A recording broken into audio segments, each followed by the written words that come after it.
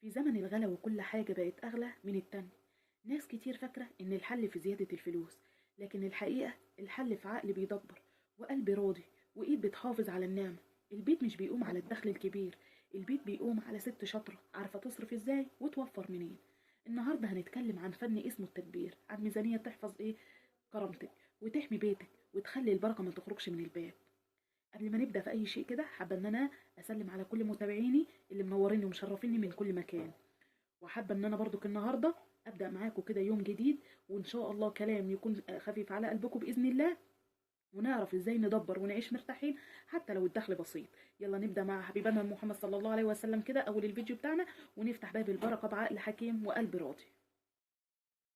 الفيديو بتاعنا النهارده يا بنات مليانه افكار، ويا رب كل واحده فينا تستفاد من الافكار ديت. وما هي الا ان احنا بنقعد نذكر بعضينا، وان احنا بنفكر بعضينا او بناخد من بعضينا شويه افكار علشان نقدر نكمل ونعيش. فكره رائعه النهارده ان شاء الله ومهمه جدا، ناويين نعملها مع بعض. ان احنا ازاي ندبر وازاي ان يكون ميزانيتنا نقدر نكمل بيها اخر الشهر، او من الاخر كده ايه الكلام اللي يريحنا بقى واللي يغنيكي عن بواقي الميزانيات كلها، واللي نجيب لك فيها من الاخر.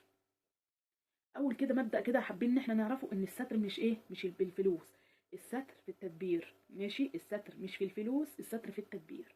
طيب تعالي كده اما نيجي نرجع لزمن ورا بتاعنا، بنحكي فيها حكايه بسيطه كده قريبه من الناس. ماشي، كان زمان كده ايام ست وستك كده، زمان كان كل الستات فيها بتفكر كده، وكان بيوتها بسيطه وبتصرف بحكمه وبتعرف تدبر من القليل وتعيش بكرامه. تعالي كده اما نشوف مع بعض كانوا بيعملوا ايه زمان، او كانوا بيفكروا ازاي. في ست كانت دايما بتقول مش مهم الدنيا تديني كام، المهم ان انا اعمل بايدي ايه. كانت بتعرف تدبر قرشها وتعيش في رضا. النهارده هنتكلم عن سرها اللي هو ما بقاش فيه سر، وهو التدبير وحسن التصرف. هنبدا باول حاجه كده اللي هي مبادئ التدبير.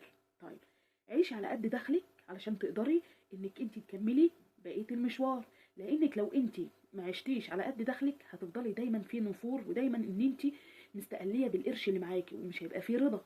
فدي اول حل او اول سبب من ضمن الاسباب اللي ممكن كلنا بنقع فيها، بس ما بنبقاش واخدين بالنا ان احنا دايما بنتأفف، او حتى لو مش بنتأفف بنصجر كده دايما ان احنا دايما معترضين. لما كده ناخد ونمسك مصروف بيتنا وما بنمسكهاش كده ونقول اللهم لك الحمد ونسمي الله وندعي ان ربنا يرزقنا فيها البركه. ماشي، نيجي نقول مثلا دايما لما بنيجي ناخد كده القرش او الفلوس نقول مش هيقضي، ده مش هينفع خالص، ده ما اعرفش وبنحاول ان احنا نقلل من شأن الفلوس ديت، وما نحاولش ان احنا نسمي الله وندعي كده ربنا ان يدخل لنا فيها البركه. يبقى لازم اول حاجه علشان خاطر تعرفي انك انت تدبري، يبقى لازم تجيبي كده ورقه وقلم معايا عشان تبداي تكتبي كده وتركزي في الكلمتين اللي احنا هنقولهم. والنقط اللي احنا هنقولهم ديت مهمين جدا جدا. يبقى اول حاجه من مبادئ التدبير، يبقى لازم تعيشي على قد دخلك. طيب تاني نقطه من ضمن بقى ان احنا عرفنا فيها ان احنا لازم نعيش على قد دخلنا، ان احنا نعرف اولوياتنا اذا كان من اكل، اذا كان من تعليم، اذا كان من صحه. تمام، يبقى اولوياتنا في حياتنا احنا كلنا عايشين عليها. ماشي، ويا رب يعطي كل مشتاق الذريه الصالحه، امين يا رب العالمين. اذا كان مع اسره فيها عيال او مش عيال عامه. فاحنا بنتكلم دلوقتي بالنسبه للاولويات، احنا كامهات بنفكر فيها ان احنا ازاي نعلم عيالنا تعليم كويس، وان احنا ازاي نوفر لهم معيشه كويسه تكون فيها على الاقل يبقى فيها فيها كده نوع من الرفاهيه شويه. وازاي ان احنا ندبر لهم اكل حتى لو احنا مش قادرين نشتري لهم من بره اكل جاهز، بس نقدر نعملها لهم بتكلفه بسيطه واقل في البيت. كده تمام. طيب، يبقى احنا من اولوياتنا اللي احنا لازم نعرفها الاكل والتعليم والصحه.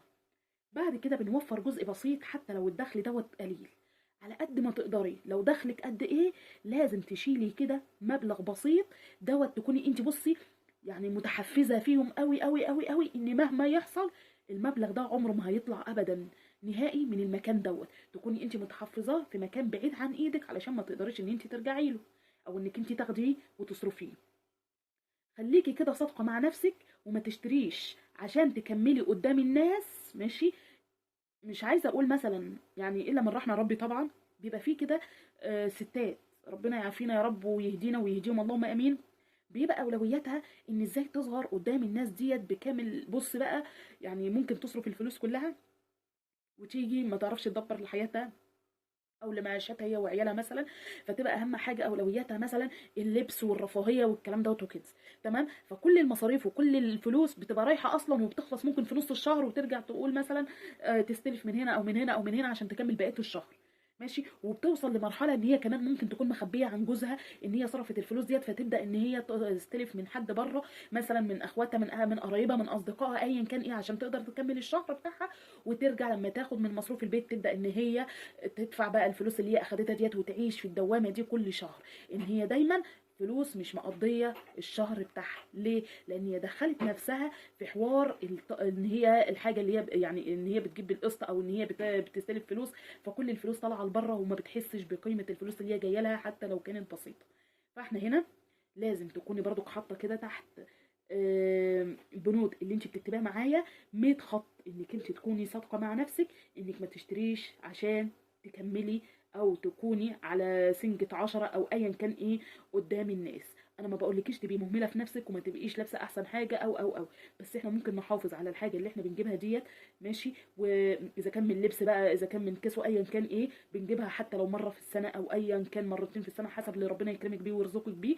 بس بنحافظ على الحاجه ديت علشان نفضل او نكمل بيها طول السنه، علشان خاطر نقدر نكمل ونعيش باذن الله. طيب، تعالي بقى بعد ما قلنا كده المبادئ اللي هي بتاعت التدبير عامة. ماشي. والمبادئ دي في نقاط منها كمان كتيرة، بس افتكرها واتذكرها هرجع ونتكلم فيها تاني. تمام. نيجي بقى لميزانية البيت بشكل يعني عام كده عامة. معروف لو انت قاعدة في شقة ايجار، ماشي، لو دخلك مثلا 5000، وممكن في ناس كتير تقول لك لا مفيش حد دخله، لا انا عايزه اقول لكم في ناس دخلها 5000.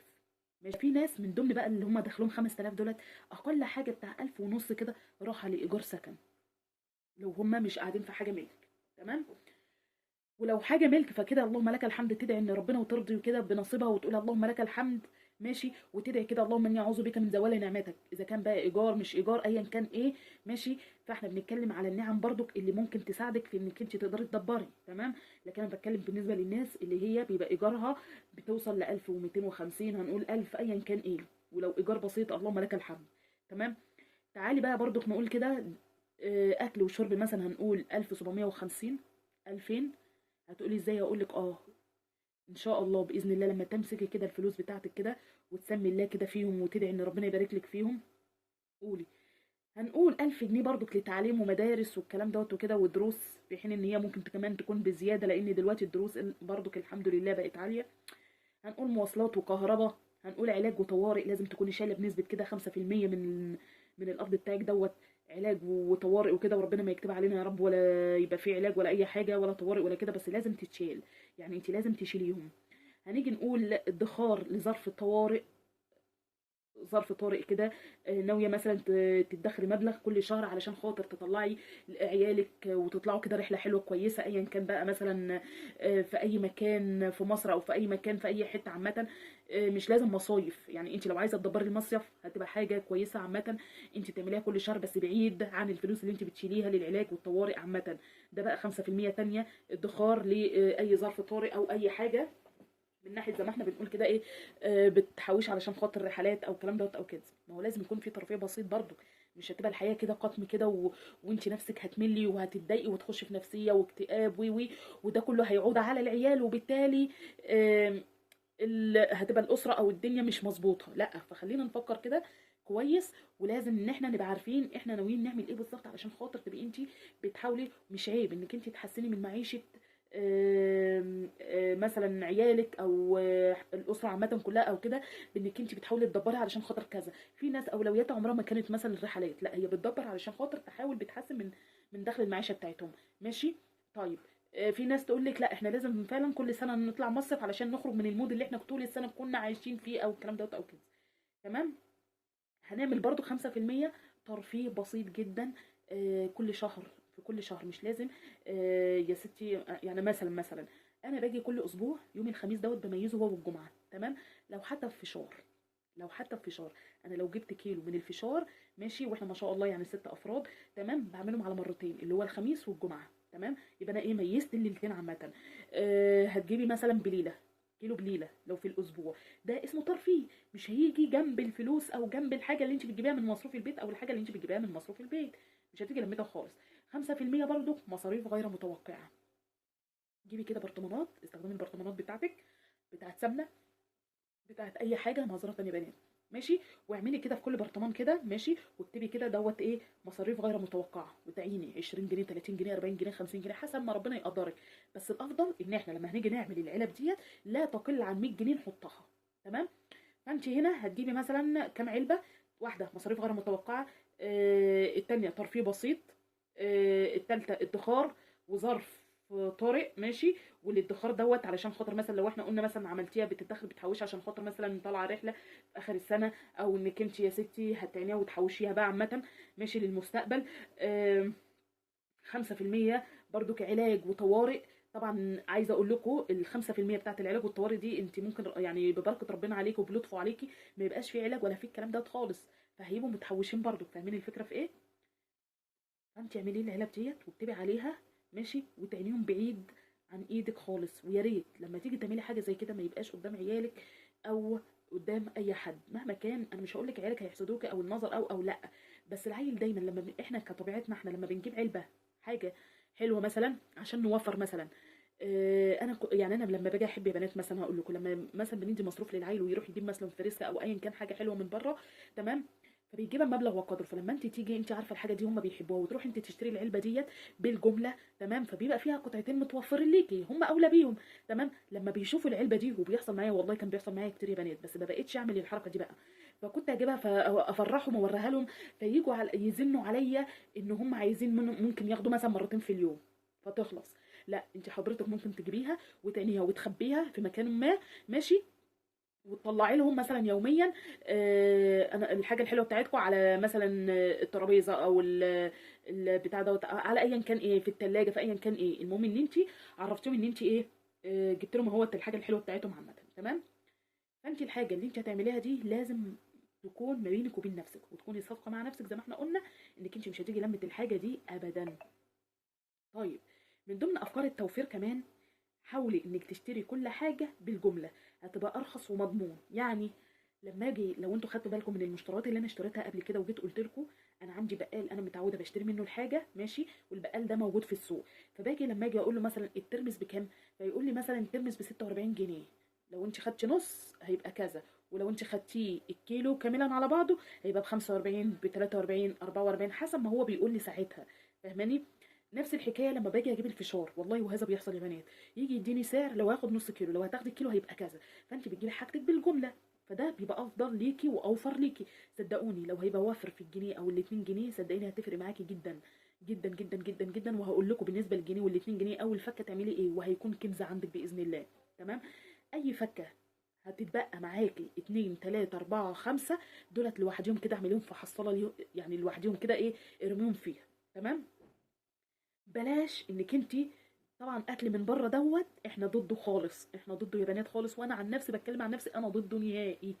والله يا بنات انا ممكن اسعى ورا اكله بتتعمل بره، واخش على اليوتيوب واتفرج على السوشيال ميديا على الفيس الانستجرام ايا كان ايه، اشوفها بكذا طريقه واشوف كل واحد شيف بيعملها ازاي وي وي وي، واجي احاول اعملها بالطرق اللي انا شفتها ديت. انت خدتي الفكره من هنا مع فكره من هنا مع فكره من هنا مع فكره من هنا، فانت وصلتي للمعلومه كامله، فهتقدري ان شاء الله توصلي للاكله اللي بتتعمل بره ديت تعمليها عندك في البيت. ومتهيألي دلوقتي السوشيال ميديا بقت كلها بالذات المحلات عامه بقت كلها بتعمل الطرق قدام عينك كده ايه، في الاكل في الوجبات بتاعتهم وكل حاجه. فبقى موضوع انك انت توصلي لطريقه عمل الاكل دي بقت مفيش اسهل من كده. تمام. فموضوع انك انت تجيبي اكل من بره لعيلك علشان هو نفسه فيها فانت كده بتدمريه. لا، انت تعمليها له جوه البيت، ماشي، بتكلفه اقل بكميه اكتر. تمام.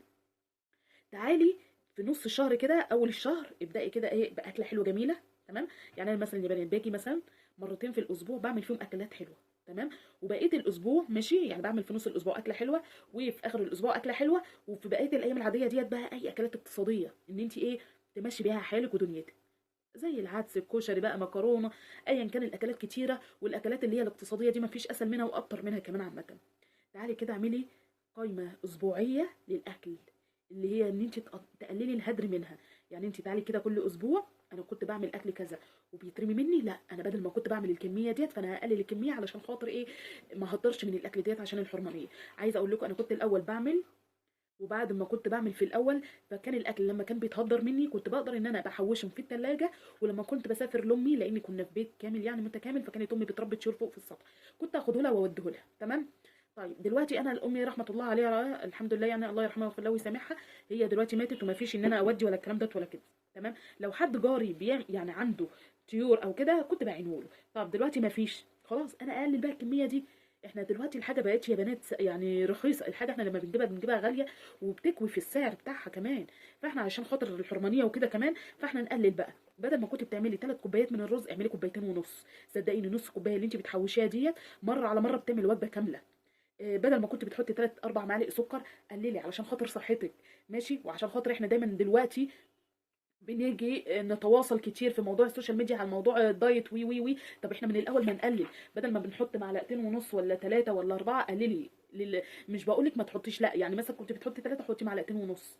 مره على مره مره على مره هتتعودي صدقيني ان انت تقللي سكرك. وان شاء الله هتلاقي نفسك بتوفري معلقه السكر اللي انت هتوفريها من كل تقليمه انت بتحطيها مثلا للشاي او الكلام ده او كده، هتفرق معاكي بعد كده في التحويش بتاعك وفي تدبيرك للبيت. تمام.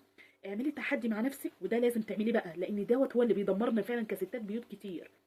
اعملي تحدي مع نفسك في الاسبوع انك انت مش هتشتري فيه حاجه. انت نزلتي اول الاسبوع اشتريتي مشترياتك بتاعه البيت من السوق بقى، وكل حاجه متكامله اللي انت هتعملي او تطبخيها طول الاسبوع. واوعي في نص الاسبوع او في اخر الاسبوع او في اول الاسبوع ان انت تقولي لا انا محتاجه كذا كترفيه او حاجه او شيبس او لا لا لا لا. اعملي تحدي مع نفسك ان انت مفيش شراء. اليوم اللي انت عارفه فيه ان السوق فيه بتاعك بيغريكي ان فيها حاجات بتبقى رخيصه وحلوه كويسه، ما تنزلهوش. انزلي في السوق اللي بيبقى يوم عادي. انا عايزه اقول لكم انا كنت الحاجات دي بعملها. كان عندي بيبقى مشهور جدا في المنطقه بتاعتي سوق اسمه سوق الحد. والله يا بنات لما كنت بنزل مثلا اشتري، كانت فلوسي بتخلص على سوق الحد دوت، على لبس بقى، على ايا كان موجوده اساسيات، حاجات كتيره ممكن تكون اساسيات بعينها وبشيلها بعدين، بس فلوسي بتبقى خلصانه عليها. لا، انت اليوم اللي انت عارفه فيه ان السوق دوت هيكون مميز ان انت هتشتري حاجات غير الاولويات اللي انت محتاجاها لبيتك، ما تنزلهوش. تمام. فاحنا هنا عايزه اقول لكم ان التدبير مش حرمان يا بنات، التدبير دوت بيبقى امان لينا.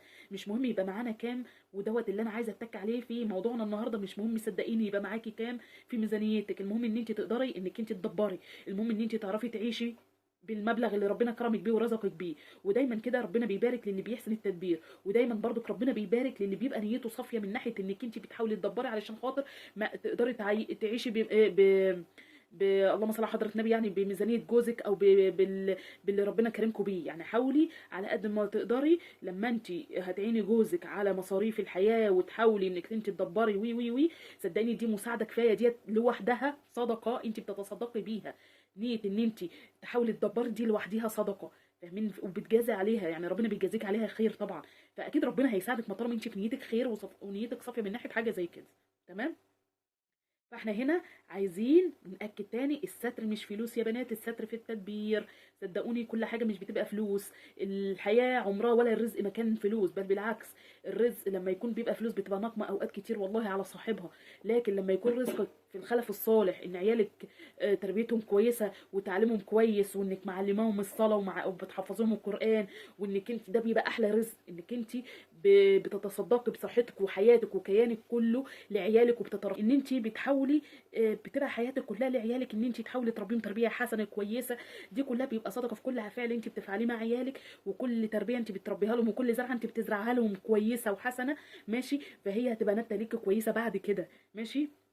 فهو دوت الرزق فعلا الحقيقه. اوقات بيبقى الرزق في الصحه، اوقات بيبقى الرزق في يعني في حاجات كتير والله بتبقى غير الفلوس يا بنات. ممكن يكون يعني ربنا يعافينا يا رب ويعافي الجميع، بيبقى الانسان معاه قرش ماشي ومعاه فلوس كتير وكل حاجه، بس مش عارف يعيش بيهم، مش عارف يضحك ضحكه حلوه وصافيه من قلبه، مش عارف ان هو يملى بيته دوت باطفال تبهدل له الدنيا. ولا يا رب يعطي كل مشتاق، يا رب يا رب يعطي كل مشتاق، يا رب يعطي كل مشتاق بالذريه الصالحه. فاحنا عايزين نقول الفلوس البني ادم هو اللي بيعملها ماشي، مش هي اللي بتعملنا.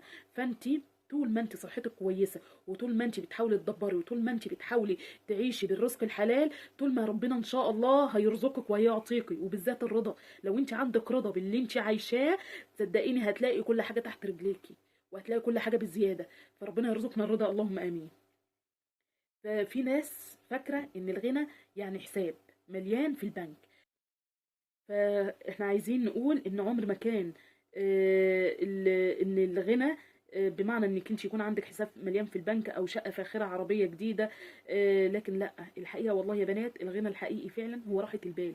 لما تكوني نايمه كده وانت مرتاحه البال، ماشي، دي بفلوس الدنيا وكنوز الدنيا كلها. لما تكوني نايمه وانت مرتاحه البال ان عيالك في حضنك وعيالك بارين بيكي، دي برضك بكنوز الدنيا كلها. لما تكوني نايمه كده وبالك مرتاح وانت عيالك معاهم صحبه كويسه، مش تعبينك ولا يعني ما فيش مشاكل ولا، دي كلها ماشي بمال الدنيا كلها. تمام. فخلينا كده ان ده كله بيجي من حاجه واحده بس، الغنى. انك تصحي كل يوم عندك اكل. ده طول ما بيتك فيه اكل يبقى انت كده الحمد لله مستوره. ماشي.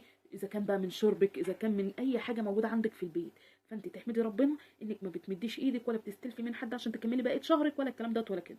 تمام. وده دايما ان ربنا ما يحوجك لحد ولا يجعلك انك انت دايما مسنوده على حد. دايما كده يبقى سندك هو الله سبحانه وتعالى. تمام. والرزق زي ما احنا قلنا بيد الله باذن الله سبحانه وتعالى. التدبير فن يا بنات ونعمه وبركه. لو عرفتي تستخدميها هتعيشي في ستر، حتى لو اللي في جيبك قليل، حتى لو اللي في بوكك قليل، حتى لو اللي موجود. بص صدقيني في البيت طول ما البيت ده فيه بركه، لو فيه جنيه، لو فيه 2 جنيه، لو فيه 3 جنيه، صدقيني ربنا هيبارك لك فيهم وهتبصي وهتاكلي احلى اكل.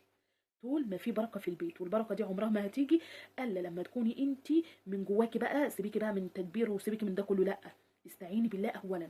استعنتي بالله، صدقيني كل حاجه ديت هتعدي بسهوله فطول معلش انا كنت فصلت يا بنات عشان كان الباب بيخبط. فطول ما انتوا اللهم صل على حضره النبي عايشين الاستعانه، نرجع نقولها. سيبك بقى من التدبير وسيبك من الكلام اللي انا قلته، وسيبك من بصي من كل اللي بيقولوه من ناحيه الميزانيات والكلام ده. طول ما انت هنا استعنتي بالله، بتصلي وبتدعي وبتقراي قرانك، وردك لازم يكون في بيتك، صدقيني البركه بتيجي من كده. ماشي. لو قمتي بالليل، انا هقول لك حاجه بسيطه جدا، ماشي، وصدقوني والله العظيم انا بذكر نفسي يا بنات قبليكم، ماشي. وعايزه اقول لكم انا في المواضيع ديت اوقات بتيجي عليا فطور، وانا الفتره دي فعلا عندي فطور شديد. ماشي. كنت باجي عليا اوقات كتير سوره البقره دي اقراها يوميا ما شاء الله. وكنت الاول بقراها في ساعتين لغايه اما اتعودت بقيت اقراها يا بنات في ساعه الا ربع. ماشي. فكنت بقراها يوميا في ساعه الا ربع. وكنت عايزه اقول لكم والله العظيم اليوم يا بنات اللي انا بقرا فيه سوره البقره بيبقى يوم مميز جدا ويوم سلس ويوم بسم الله ما شاء الله. بلاقي نفسي ربنا مبارك، والحاجه اللي ممكن اروح السوق ابقى عارفه ان هي غاليه الاقيها رخيصه، وكانت كل حاجه بتبقى ميسره ليا. فاحنا عايزين نقول انا الفتره ديت عندي فطور، تعالوا نشجع بعضينا ونرجع ونشوف كده ونكتب في التعليقات كل واحده فيكم، تعالوا كده جربوا. انا كنت الاول عشان اقول لكم برضو ايه بما يرضي الله، كنت الاول يا بنات بقرا سوره البقره على 3 ايام، تمام، علشان كان وقتي. لغايه اما لقيت نفسي بقيت اقراها في ساعتين، لغايه اما لقيت نفسي بقيت اقراها في ساعه، لغايه ما لقيت نفسي بقيت اقراها في ساعه الا ربع. فهو الامر هيبقى صعب بالنسبه ليكي في الاول. فتعالوا كده مع بعض نعمل كده مع بعض ونشجع بعضينا، وكل واحده تكتب في التعليق بتاعها النهارده مثلا هي قرأت سوره البقره لغايه صفحه كام، تمام، واصبي عليها في قراءتها لغايه اما تخلصيها. خلصتيها بقى في اسبوع، خلصتيها في 4 ايام، في 5 ايام، في 3 ايام، في ليلتين، في ليله، اكتبي ان انت خلصتيها في ايه. وتعالي كده نشوف الدنيا في اليوم دوت مشيت معاكي ازاي لما انت قرأتي سوره البقره. لازم برضو تبقي حاطه من اولويات اول لما تصحي من نومك الاذكار. صدقي بالله انك انت لو قرأتي أذكارك صباحا ومساء هتبعدي عنك أي حد ممكن يأذيكي بنظرة عين، إنه يحسدك أو يحقد عليكي، أو إن ممكن يكون بيفكر وأنت ما تعرفيش إنه يؤذيكي. والله ما هيعرف يأذيكي بسبب إنك أنت قرأتي الأذكار بتاعتك صباحا ومساء. تمام. فانتوا هنا قبل كلامي دوت ما تدوش لكلامي اللي انا قلته دوت اهميه، ماشي. بس صدقوني لو عملتوا الحاجه دي هتفرق معاكي في يومك، اذا كان في تربيتك لعيالك او في يومك انك انت لو كنت بتبقي في يومك عصبيه مع العيال وتشدد اعصاب وي صدقيني هتلاقي نفسك في اليوم دوت فيه هدوء تام، في حركه قلت من الاول، في عدم انفعال حصل عن ما كان بيحصل. هتلاقي حاجات في حاجه، بصي هتلاقي نفسك فيها تغير شامل. فانتوا تعالوا نبدا كده مع بعضنا ونعمل ايه موضوع القراءه دي. فاحنا لازم قبل ما تعملي الكلام اللي انا بقول لك عليه دوت، ماشي، وقبل التدبير وقبل الحاجات ديت لازم تستعيني بالله. لان لو انت ما عملتيش الحاجات دي، انك انت مثلا ما بتصليش وراحه عشان تدوري على تدبير وبركه، مش هتلاقي. ما انت ما بتصليش، لو انت بتدوري على انك انت ازاي تحوشي او تدبري او يبقى حياتك يكون فيها سكينه مش هيبقى فيه، ما طالما ما فيش استعانه بالله. فاحنا كلنا نستعين بالله كده علشان نقدر نكمل حياتنا عامه. وانا عايزه اقول حاجه كده، احنا كلنا ستات بيوت شاطرين، ماشي، وبيبقى عندنا قوه تحمل، بس بيجي علينا اوقات بنبقى فعلا مخنوقين، محتاجين ان احنا نتنفس بجد، نخرج عن شويه الضغط النفسي اللي احنا فيه. صدقيني الحاجه الوحيده اللي ممكن يخرجنا احنا كستات بيوت من الضغط النفسي اللي بنبقى عايشينه مع العيال، والتفكير ان احنا ازاي ندبر حياتنا ونمشي حياتنا ونمشي بيتنا ازاي، وي وي وي باستعانه بالله. صلاتك اهم حاجه، وبعد كده اذكارك الصباح والمساء، وقراءه سوره البقره. تمام، فاحنا كده هتعرفي كل حاجه بقى عامه. اول حاجه بقى، مش اول حاجه عامه، من ضمن الحاجات اللي انت لازم تخلي بالك منها كمان، انك انت تتصالحي مع ايه، مع داخلك. ماشي، ما تبصيش للي مع غيرك، لازم يكون في تصالح مع النفس. التصالح ده بقى هيجي ازاي يا حبيبه قلب اختك؟ مش هيجي الا لما تكوني انت واحده بتقرا قرانك، بتصلي، ماشي، بتقولي اذكار صباح ومساء. لكن طول ما فيش صلاه، ما فيش اذكار صباح ومساء، وما فيش قراءه قران عامه، تمام، هتلاقي نفسك بتبصي للي في ايد غيرك. ماشي، مفيش تصالح داخلي كده مع نفسك.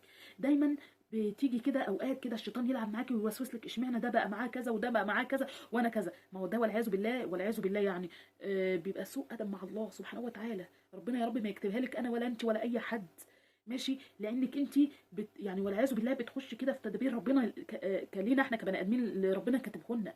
فليه؟ ده فيها حرمانيه شديده جدا. انا طبعا مش اهل دين والله يا بنات عشان اتكلم، بس انا بتكلم على قدر اللي انا فاهماه، على اللي قد اللي انا فاهماه. تمام، فانت علشان خاطر تبقي متصالحه مع نفسك داخليا لازم تكوني انت بتصلي، لازم تكوني انت قايله اذكار الصباح والمساء، لازم انك انت تكوني بتقراي سوره البقره، دي اقل حاجه يعني. تمام، فدوت هيخليكي انك انت عندك ايمان قوي بالله سبحانه وتعالى، وانك انت راضيه باللي ربنا كتبه لك، وانك انت مش معترضه على اللي انت فيه. تمام، اللهم لك الحمد، ربنا يديم علينا نعمه يا رب ويحفظها من الزوال. اللهم لك الحمد، احنا احسن من غيرنا بكتير. فمش هتبصي للي مع غيرك، بصي بقى لدخلك الحقيقي بقى فعلا، وابدأي تبني عليه. بصي للنعمه اللي في ايدك وابدأي ابني عليه. حتى لو قلنا برضك ورجعت قلتها لكم كذا مره، حتى لو كانت التدبير او الفلوس اللي معاكي دي مبلغ صغير، صدقيني، بس لما هتبصي للمبلغ دوت وتحمدي ربنا عليه، وتدعي يعني وتدعي من ربنا ان ربنا يرزقك البركه فيه، صدقيني هيبقى زي مبلغ اللي بيقبض 20 و25 وال50 الف. في ناس كتيره والله العظيم يعني عايزه اقول لك في ناس كتير بتقبض مبالغ كبيره بس مفيش بركه، مفيش بركه. وفي ناس ممكن تقبض 2000 ولا 3 ولا 4 ايا كان المبلغ القليل ده ايه، ماشي، بس بيبقى في بركه عن اللي بيقبض 50,000. يبقى اهم حاجه برضك نبص لاولوياتك، اللي محتاجه البيت ايه اللي هتقدري تستغني عنه، ايه اللي انت محتاجاه فعلا، ولازم تفرقي ما بين الحاجتين دول. ايه اللي انت محتاجاه فعلا في بيتك، وايه اللي نفسك فيه، هيفرقوا قوي. لما انت هتفصلي ما بين الحاجتين دولت هتقدري تحطي ميزانيه تعيشك وتعيش بقيه بيتك ان شاء الله بكرامه باذن الله. فلازم تبقي انت حاطه كده ميزانيه معينه قدام عينيكي عشان خاطر تقدري انك انت تدبري ازاي وتعملي ايه. تمام، هنا بقى ما تطلعيش من بيتك من غير ما تكوني عارفه انت رايحه تصرفي على ايه وراجعه على ايه. واخر الشهر لازم تكون في مراجعه في الحسابات اللي انت صرفتيها. يعني قبل ما تخرجي تبقي كاتبه ورقه كده باللي انت محتاجاه، بصي كده كده بصه سريعه في كل حاجه، في خزين بيتك، في كل شيء، ماشي، في ثلاجتك، في كل حاجه، وشوفي ايه اللي انت محتاجاه، واكتبي الورقه اللي انت محتاجاه، وهو دوت اللي انت هتجيبيه في الورقه اللي مكتوب في الورقه، هو ده اللي انت هتجيبيه. ولازم زي ما احنا قلنا لازم يكون في تحدي وانت بتعملي الحاجه دي. انا كتبت اللي في الورقه اهوت، هو ده اللي انا هجيبه. لو انا رحت السوق وبصيت لقيت حاجه بتغري عيني، لا انا واعده نفسي وفي تحدي انا عاملاه، ماشي، وانا بناء على التحدي دوت والوعد اللي انا وعدته لنفسي انا همشي عليه، ان انا مش هصرف ولا هجيب ازيد من اللي موجود في الورقه دي. فدوت هيفرق معاكي كتير. وزي ما احنا قلنا هنشتري بالجمله، اذا كان سكر، رز بقى، زيت والعدس والباقي الحاجات اللي احنا بنحتاجها دي. اعملي جدول كده لاكل الاسبوع. لما هتعملي جدول لاكل الاسبوع هيفرق معاكي. ليه؟ لو انت جيتي النهارده انا عملت اكله كذا، وجيتي وانت بتاكلي، احنا كستات بنعمل كده كتير وكلنا بنعمل كده، نيجي واحنا بناكل احنا بكره هنعمل اكل ايه، لا تعالي كده فكري كده وغيري من اسلوب حياتك، واعملي جدول كل اسبوع بالاكلات اللي انت ناويه تعمليها طول الاسبوع. ماشي، صدقيني هيقلل معاكي الهدر بنسبه كبيره جدا. هتلاقي نفسك مش بتخضري في الاكل. ليه؟ انت عارفه ان الاكل اللي انت هتعمليه النهارده، ماشي، السبت والحد والاثنين والثلاث والاربع، فانت بتعملي بقى مثلا لو الاكله هتقعد معاكي سبت وحد، والاكله بتاعت الاثنين مثلا هتخلص في نفس اليوم، هتعملي اكله مثلا ثلاث واربع برضك يقعدوا مع بعض، والخميس اللي ايه هتقعد مثلا الجمعه. فانت هتبقي عامله جدول لنفسك انك انت الاكل دوت هتعمليه، فايه الاكل ساعتها مش هيتهدر منك بنسبه كبيره. بلاش، قلنا 100 اهوت مره، اكل من بره. الاكل البيتي اوفر واصح. استخدمي كل حاجه للاخر. العيش بالذات العيش، علشان خاطر في عيش بيبوظ مننا كتير يا بنات. لو هتوصل انك انت، كنت انا زمان لما كنت بتفرج على حاجات تدبير زمان، وحاجات ان انت ازاي انك انت يعني ما تهدريش من العيش ويترمي والكلام ده وكده، كان يقول لك من ضمن الغذاء الصحي ليكي وانك انت ما تاكليش كتير، في انك انت ايه، تجيبي رغيف العيش وتقصيه 4 ارباع بالمقص، وتروحي حاطه بالاربع كده في سبت العيش بتاعك او الطبق بتاع العيش بتاعك، وتغطيه، والباقي تعينيه في الفريزر، وتاكلي انت مقدارك النهارده هتاكلي 3 ارباع من العيش، ربع ما اعرفش. لما انت هتقطعيه كده 4 ارباع هيفرق معاكي جدا، غير لما يكون مثلا انت بتاكلي رغيف وتبقى منك لقمه لقمتين، فمين اللي هياكله مطرحك؟ بيترمي من ضمن الاكل في الزباله، حرام. ماشي. فاستغلي كل حاجه موجوده في البيت. البرطمانات استغليها، ما تجيش تقولي لا انا عايزه اروح اجيب خزانه للبتاع دوت للتوابل والبقوليات والوي ويجد. لا، البرطمانات لو هينفع تحطي فيها حطي فيها، وبلاش انك تصرفي. حاولي دبري يا بنات. ماشي. يبقى اعملي كل اسبوع كده كل اللي انت هتصرفيه من البيت من غير ما تشتري حاجه. هتفاجئي باللي ايه، هتتفاجئي في اخر الاسبوع عامه ان انت عملتي تحدي مع نفسك ان انت ما اشتريتيش غير اللي انت محتاجاه فقط لا غير. تمام. انا مش جايه اقول لك ما تصرفيش، ولا جايه اقول لك خلي كل جنيه يطلع من ايدك يبقى رايح في مكانه الصح. انا جاي اللي انا اقوله لك ان خلي ايه، كل جنيه يطلع من ايدك هو طالع في المكان الصح. الستر مش رزق كبير، الستر رزق رايح في مكانه. وربنا لما يلاقيكي بتحافظي على نعمته هيزودك وهيبارك لك في القليل، وهيخلي بيتك دايما فيه دفء ورضا. تمام. فخلينا ايه متفقين، احنا كده مش فقراء يا بنات، احنا كده اغنياء بعقولنا وقلوبنا ببركه ربنا. ماشي. فربنا يرزقنا البركه كده والخير باذن الله ان شاء الله يعني عامه.